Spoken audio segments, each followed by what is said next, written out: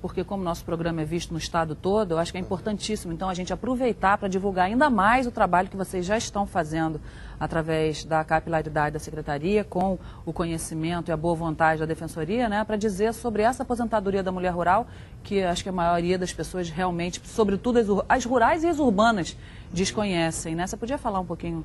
Todas as pessoas que trabalham, né, e que Mas é que dona de casa, né? Dona de casa, enfim, tem direito a se aposentar, e evidentemente devem respeitar, observar a legislação, mas todo mundo tem direito a se aposentar. E esse trabalho que está sendo feito pela Secretaria e pela Defensoria, a grande vantagem dele é levar a informação. Né? A informação para a pessoa é tudo. Sem informação a pessoa não exerce direitos, não cumpre seus deveres, também tem que cumprir seus deveres. E através dessa capilaridade, como você bem falou, o Estado se embrenhando no interior, né, onde o Estado não chegava, né, isso é importante porque leva informação. Então, essa questão da mulher se aposentar é fundamental para elas saberem que elas não são mais aquele conceito tradicional de doméstica, do lar, de que não tem direito a nada. Não, tem direito sim, como todo ser humano tem. Então, isso é de fundamental importância levar a informação para que a pessoa possa, então, exercer seu direito. É de inegável relevância esse serviço que o Estado está fazendo hoje em dia. Tem um índice de adesão muito alto? Essas informações e essas reuniões, como é que isso funciona? Sim, na comunidade as pessoas comparecem, se interessam. São comunidades pequenas, mas todos comparecem, há um interesse muito grande pelas informações jurídicas, técnico-ambientais, fornecidos pelos profissionais da Secretaria, da Defensoria. Há uma demanda muito grande de informação, há uma procura muito grande, sim, por essas pessoas. São sedentas de serviço do Estado, com certeza. Está mudando a vida no campo, não está, Cristiano? Muito, Cláudia. Tem uma coisa fundamental para as pessoas entenderem o tamanho da abrangência desse programa. Nós estamos hoje em mais ou menos 50, 60 microbacias. Mas com o ingresso dos recursos que o Banco Mundial vai começar a disponibilizar em maior volume esse final de ano, nós saímos de 60 microbacias para 240 microbacias em 59 municípios. Microbacia não é uma bacia pequenininha daquela da lavar roupa, não. Vou esclarecer aqui que a gente brinca muito com isso. Microbacia é a bacia formada por um pequeno riacho, um pequeno córrego. Então, ao invés da gente considerar, exemplo, o município de Itaperuna, o município de Italva, lá no Noroeste Fluminense. Papai do Céu, quando fez o riozinho, ele não sabia que o limite do município ia ser aqui ou ali. O riozinho, ele percorre Itaperuna, Italva, passa em Cardoso Moreira. Então, se uma família está fazendo cocô na água lá de Itaperuna, está contaminando a água que uma família vai captar lá em Cardoso Moreira. Se eu só ficar atuando sobre municípios, eu não vou enfrentar o problema ao longo de toda aquela bacia daquele rio. Se eu estou desmatando a nascente de um pequeno córrego em Nova Friburgo, vai faltar água em Cachoeiras de Macacu, lá embaixo no pé da serra. Então, essa mudança na forma do Estado planejar a sua ação leva a gente fazer obras importantes, saneamento rural, que nunca foi feito no Estado. Sempre você tem obra no ambiente urbano. Mas todas as vezes que você melhora o ambiente urbano, a notícia que chega no campo é: olha, o seu primo que foi para a cidade está morando num lugar melhor do que você, tem estrada, ruas asfaltadas para se deslocar, emprego, tem televisão, tem emprego. Você vai continuar aí no campo, claro, seu bobo? Né? Então, é claro que se a gente não fizesse algo a favor da população do campo, realmente saísse do discurso, da promessa, da proposta, e fosse captar o dinheiro, que é o que nós fizemos, captamos dinheiro no Banco Mundial, estamos fazendo obra de saneamento, estrada vicinal, que é uma coisa pavorosa, o estado das estradas vicinais. O que é estrada vicinal? É aquela estradinha que vai lá na zona rural, que não tem asfalto, e que escoa a produção também, porque também não adianta o sujeito plantar se não tem por onde tirar aquilo dali, né? Claramente.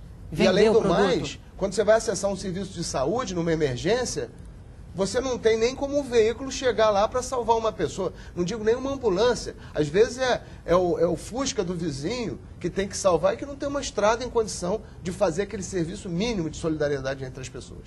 Então, levar obra é bom, mas levar esse tipo de serviço, eu acho que é melhor ainda, porque se a gente for somar todas as microbacias de todos os municípios, nós vamos atender uma população entre 500 mil e 1 milhão de pessoas na zona rural do estado do Rio. O estado tem 16 milhões de habitantes e que tem ainda um contingente de população rural que, se não for assistida no futuro, tende a vir a agravar ainda mais os problemas urbanos, né? Porque os problemas que nós temos hoje, eles não foram gerados aqui há 5, 10 anos. Eles foram gerados há 30, 40 anos de omissão, de falta de presença do governo, de demagogia, de conversa fiada. Essa é a verdade, né? Então, eu acho que isso aí assim, é uma resposta do Estado, feita de maneira muito integrada isso aí. aos problemas que a gente tem. É verdade, Leonardo, ele falando essa parte aí dos problemas não terem sido feitos hoje, né? Na verdade, assim, as favelas não se constituíram semana passada. Quer dizer, houve uma negligência muito grande. Cada vez mais que a gente trata do ambiente rural, a gente melhora o urbano, né? Então, acho que é fundamental esse trabalho de vocês. Eu acho que deve ser muito gratificante você chegar lá e poder atuar tão veementemente, vendo a diferença objetiva, né? Com certeza, né? Esse processo de favelização é histórico, não é? Realmente 5 anos atrás. E é difícil de interromper.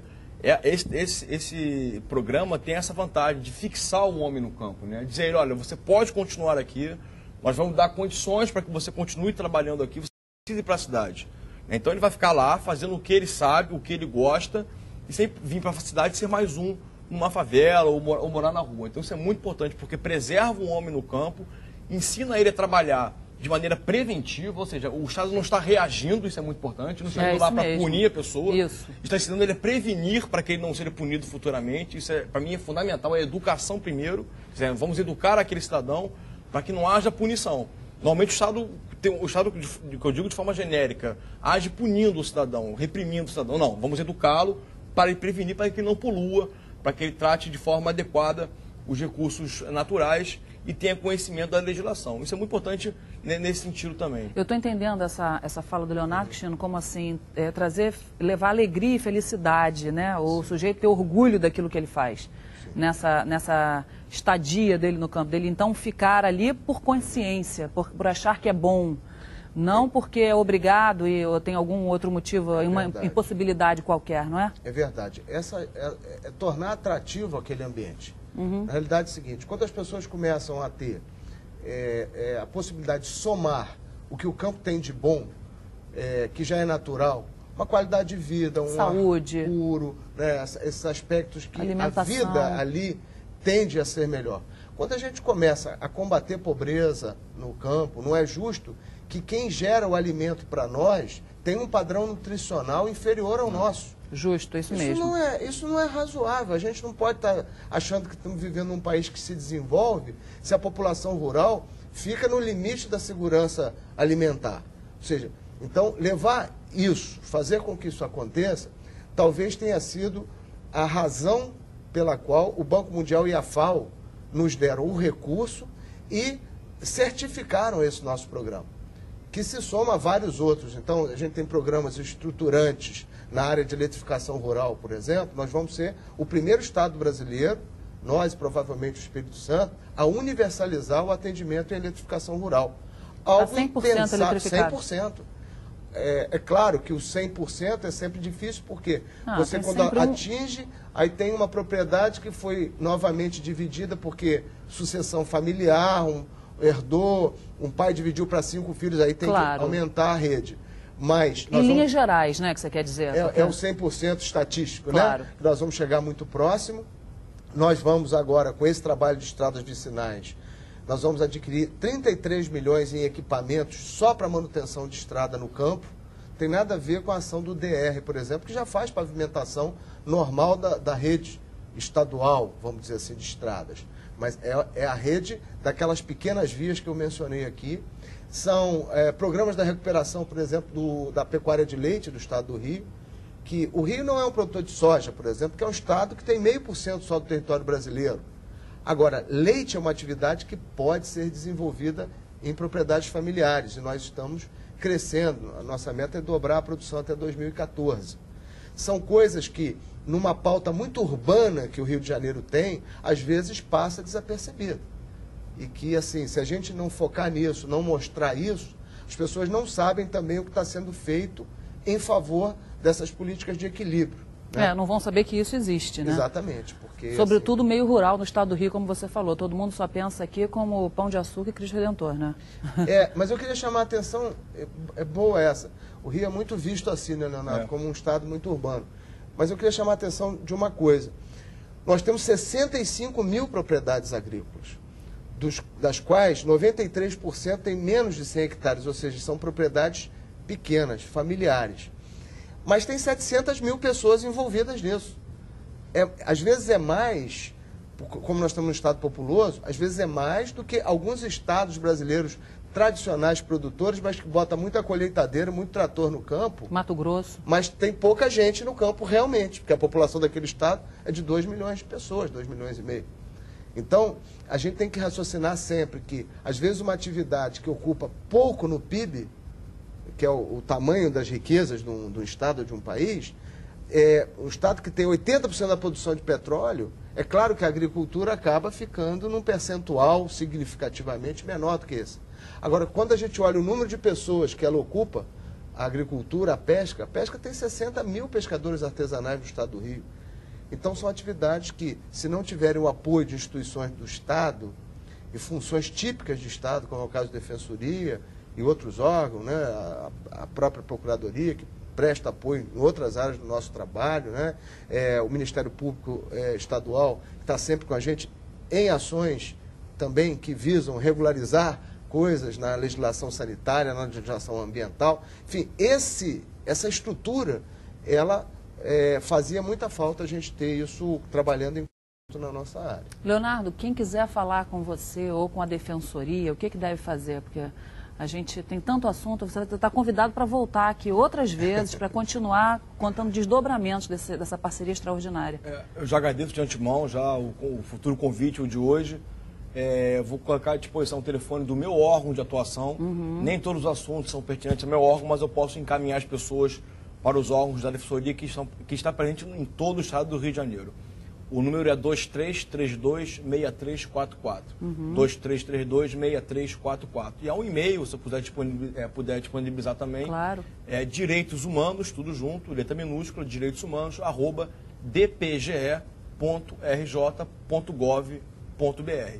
Entre em contato que a gente resolve o problema ou então encaminha para aquela pessoa, para aquele defensor que irá resolver o problema do cidadão. Que bom, né? Ver a instituição funcionando, a gente fica tão contente. Obrigada pela tua presença, tá? Eu que agradeço e estamos à disposição, não só como instituição, mas também como defensor para vir aqui, que para a gente é um espaço muito importante poder falar com um público diferenciado, como é o público do seu programa. Parabéns a você e a todos os defensores que estão aí conosco nessa manhã. Cristino, o que você quer falar de palavras finais? Bom, rapidamente agradecer ao Dr. Leonardo, ao Dr. Zé Raimundo, que é o defensor geral, a equipe toda lá da Defensoria que trabalha conosco, a nossa equipe da Secretaria, da Emater, né, que lida com o programa Rio Rural nas microbacias, e deixar aqui o meu site pessoal, né, cristinoaureo.com.br, e o da Secretaria, agricultura.rj.gov.br. E agradecer a oportunidade. Todo mundo mandou beijo, eu também. Zé Raimundo, para você, para sua esposa, um beijo. Eu sei que você vai ser papai outra vez, parabéns. Quero agradecer a você que está em casa, que a gente sabe que a sua audiência é uma questão de escolha. Obrigada. Fiquem com Deus, até o próximo sábado. Lembrando sempre, quanto mais responsabilidade você assiste, mais responsável você fica. Até lá.